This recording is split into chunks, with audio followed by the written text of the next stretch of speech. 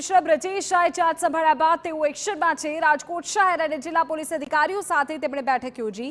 ACP crime, DCP crime, SP અને તમામ PI બેઠકમાં હાજર રહ્યા। મૃતકોના સ્વજનોને મૃતદેહ સોંપવાની જવાબદારી જે તે વિસ્તારના પીઆઈને સોંપાઈ। તપાસની દિશા, આરોપીઓની પૂછપરછ, ફરાર આરોપીઓની શોધખોળ કે જેને લઈને અપાયા નિર્દેશ।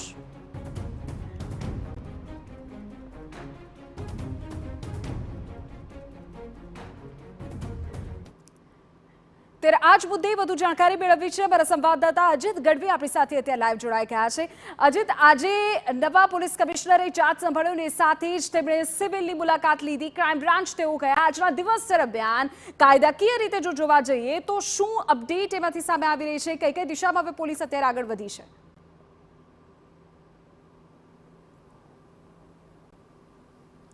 વિધિ, આ સમગ્ર એવું કહી શકાય કે જે અગ્નિકાંડ છે તેવું કહી શકીએ, હત્યાકાંડ પણ કહી શકીએ અને બેદરકારી કાંડ પણ કહી શકીએ। આ સમગ્ર ઘટનાની અંદર જે રીતે રાજ્ય સરકારે આ સમગ્ર ઘટનાની વાસ્તવિકતા અને એસઆઈટીના જે રિપોર્ટ આવે તે પહેલાં જે એક્શન લીધા અને ગઈકાલ જે પોલીસ કમિશનરની આપ વાત કરી રહ્યા છો તો ગઈકાલે રાજુ ભાર્ગવ જે પોલીસ કમિશનર હતા તેની તાત્કાલિક બદલી કરી નાખવામાં આવી 3 મુખ્ય પોલીસ અધિકારીઓની।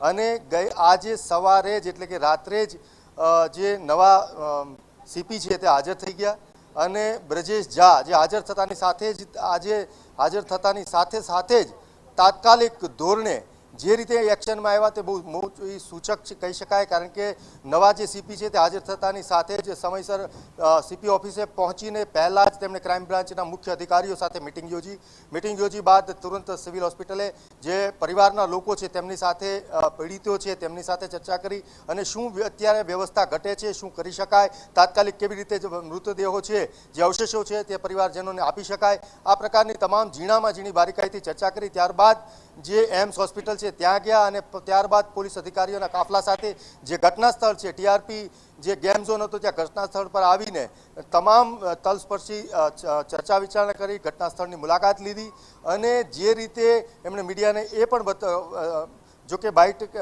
ખુલીને સંપૂર્ણ વિગત નથી આપી, પરંતુ જે રીતે એક્શન કલાકો એટલે કે બપોર સુધીના 4-5 કલાકમાં જે રીતે તેમણે કામગીરીનો જે ઉપાડ કર્યો છે સમગ્ર ઘટનાની અંદર, ત્યારે લોકોને સમગ્ર વિધિ વાત કરવામાં આવે તો માત્ર રાજકોટ નહીં પરંતુ ગુજરાત આખાની મીઠ છે જે આ ઘટનાની અંદર અનેક કલ્પાત કરતા લોકો, બાળકોના મોત થયા છે, અનેક પરિવારના માળા વિખાયા છે, અનેક લોકોના હજી રુદન હજી બંધ નથી થતા, આંસુ હજી એવું કહી શકાય કે રોકાતા નથી। એવા સમયે હવે સરકાર દ્વારા શું પગલાં લેવા છે, એસઆઈટીનો રિપોર્ટ શું આવશે તે સમગ્ર ઘટના ઉપર આખો એવું કહી શકાય કે ગુજરાત અને રાજકોટના લોકો ધ્યાન રાખીને બેઠા છે। વાત કરું કોર્ટની તો આ સમગ્ર બનાસકાંઠાથી જે આ જે આરોપીઓ છે તેમાં ધવલ ઠક્કર નામનો આરોપી જે ગઈકાલે બનાસકાંઠાથી ઝડપાયા હતા તેને ક્રાઇમ બ્રાન્ચે કબજો લીધો હતો અને કોર્ટમાં પણ અત્યારે રજૂ કરવામાં આવે છે। કોર્ટની અંદર અત્યારે જો વાત કરું તો કોર્ટની અંદર દલીલ શરૂ છે સમગ્ર ઘટનાને લઈને।